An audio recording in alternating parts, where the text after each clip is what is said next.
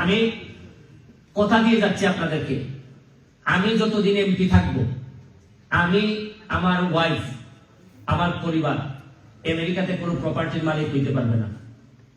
আমি, আপনারা দেখে রাখবেন, কেউ যদি প্রপার্টির মালিক আমার নামে হয় আপনারা ফেসবুকে বলে দিবেন। আমি কথা দিছি, আমি যতদিন এমপি আছি, আমি আমার পরিবারের ঢাকাতে কোনো ফ্ল্যাট প্লট কিচ্ছু থাকবে না।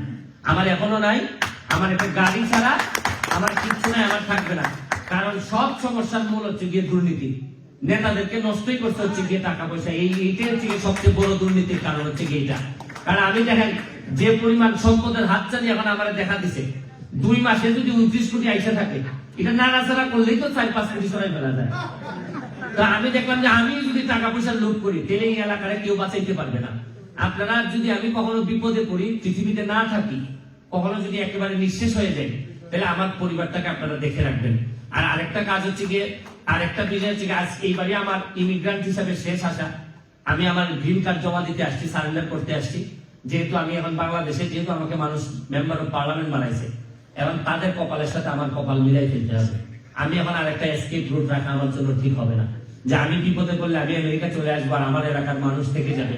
এখন জন্ম মৃত্যু আমার এলাকার মানুষের সাথেই হবে। যদি মরি তাদের সাথেই মরবো, যদি বেঁচে থাকি একটা ভালো বাংলাদেশ নিয়ে বেঁচে থাকতে চাই।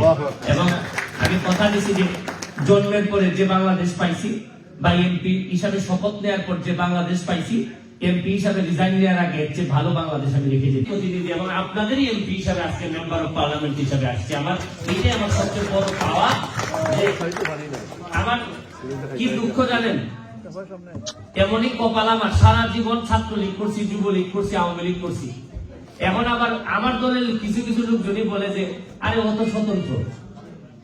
মানে আমার যে দুঃখ, আমি যে জায়গায় সারা জীবন দেখ, কেন জানি বিধাতা ছাড়া, আল্লাহ ছাড়া আমার কেউ সম্মানিত করেন না।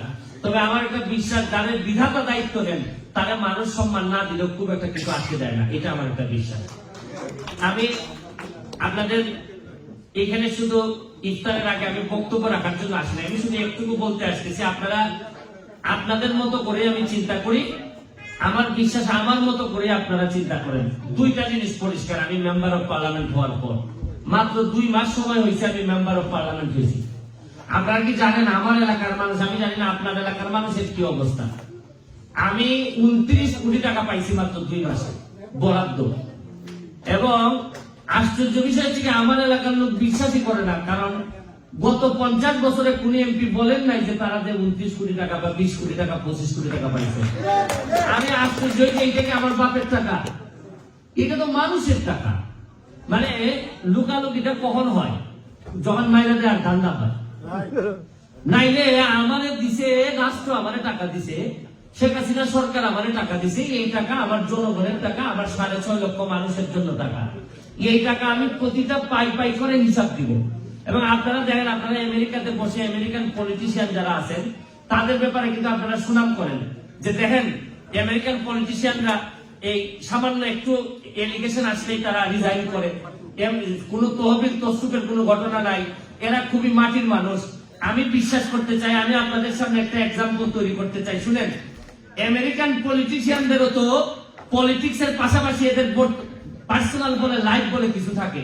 কিন্তু আমি অনেক দেশে জন্মাইছি, বিশ্বাস করেন আমার পরিবার তো গেছে, আমার মানুষের জন্য কাজ করতে করতে সম্পদ হওয়া তো দূরের কথা, ব্যক্তিগত জীবনটাও আমার গেছে। আমি বিশ্বাস করি আমি যে লাইনে পলিটিক্স করতেছি তাতে আমেরিকান পলিটিশিয়ানদের জন্য আমরা দেখাই দিতে চাই যে আমাদের দেশেও একজন পলিটিশিয়ান আছে যিনি চাইলে আন্তর্জাতিক মানে দিতে পারে। আমি আশ্চর্য, জানেন 5 বছর মানুষ এমপি হয় না, দেখা যায় যে প্রায় 20 কোটি 50 কোটি টাকার মালিক হয়ে যায়। 3টা 4টা বাড়ি হয়, 10টা বাড়ি হয়ে যায়, 9টা বাড়ি হয়ে যায় নিউ ইয়র্কে। আমার কাছে মনে হয় যে আমি শুধু দল করি বলে কি আমি আমার দল করে এরকম একটা দুর্নীতিবাজ লোক থেকে আমি ম্যান্ডেট দিতে পারি? আমার যদি ব্যক্তি থেকে যদি দল বড় হয়, দলের চেয়ে যদি দেশ বড় হয়, দেশের স্বার্থে যদি আমি দেখি আমার কোন লোক আমার নিজের দলেরই যদি দেখি দুর্নীতিবাদ, আমি বিশ্বাস করি যে আমাকে অনেকে মনে করেন যে দুর্নীতির প্রতিবাদ করতে গিয়ে আমি নমিনেশন পাই নাই। আমি বিশ্বাস করি এবং আমি আপনাদেরকে কথা দিয়ে যাচ্ছি, এই প্রতিবাদ আমি চালাই যাব, তাতে কিয়ামতের আগের দিনও যদি নমিনেশন না পাই তাও আমার কোনো অসুবিধা হবে না। এবং আমি আরেকটা কাজ করে যাচ্ছি, আরে এমপি তো হয়েছে মাত্র একটা কনস্টিটিউয়েন্সি, মাধবপুর চুনারঘাট। আমি যেভাবে কাজ করে যাচ্ছি আপনারা দোয়া করেন, যদি আমি 5 বছর আর খালি বাঁচি, বেশিরভাগ এমপিদের উপর প্রেসার করবে যে ব্যারিস্টার সুমন যদি করতে পারছে আপনারা পারবেন না কি করবেন। আপনারা জানেন এই যে আমি 2 মাসের এমপি হওয়ার পর 9টা ফুটবল মাঠ জাতীয় মানের করার জন্য কাজ চলতেছে। একটা মরাগান ময়লার নদী আমি নিজে ডুব দিছি। আমি এমপি হয়ে বাংলাদেশের ইতিহাসে প্রথম মানুষ জিজ্ঞেস করে যে এত ময়লায় তুমি 54টা বাথরুমের লাইন ছিল এই নদীতে, এইখানে আমি ডুব দিছি। আমাদের লোকজন জিজ্ঞেস করে যে তুমি ভয় পাও না? আমি বলছি যে এমপি হয়ে যেহেতু ময়লার পানিতে ডুব দেওয়ার সাহস আমার হয়েছে, আমার আটকাইতে পারবেন না, আপনারা নিশ্চিত থাকেন কেউ আটকাইতে পারবেন না। কারণ এইবার নির্বাচনে আমি এত কনফিডেন্স পাইছি, আমার কাছে মনে হয়েছে যে আমি যদি এইবার আমাকে বিশেষ করে বিশ্বাস করেন যে এমন সব মানুষ এসে আমার জন্য দোয়া করছেন, আমার জন্য সহযোগিতা করছেন, আপনাদেরকে বুঝাইতে পারবো না যে এদের ঋণ। বিশেষ করে আপনারাও অনেকে আমার ভোটার না, কিন্তু আমার জন্য আপনারা দোয়া করছেন। এটা যে আমার কত বড় প্রাপ্তি। আজকের যে প্রোগ্রামটা আপনারা দেখেন, আজকের প্রোগ্রামটা তো কেউ বাউন না আমার এখানে সম্মানিত করার জন্য। আপনারা নিজের কাজকর্ম ফেলে আপনারা আসছেন, হয়তো অনেকেই মনের টানে আসছেন, এটাই তো আমার সবচেয়ে বড় পাওয়া। আজকে আমি এক মন্ত্রী হইলে হয়তো প্রোটোকল অনুযায়ী অর্ধেকের বেশি ভরে যেত, শুধু প্রোটোকলের মানুষ।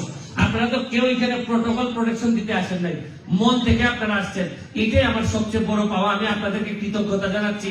অতটা সম্মানিত হয়তো হওয়ার মতো না, তারপরে আপনারা এসে আমাকে সম্মানিত করেছেন। বিশেষ করে আমি যার কথা না বললেই নয়, আমি মজুমদার ভাইয়ের কথা বলতেই হয়।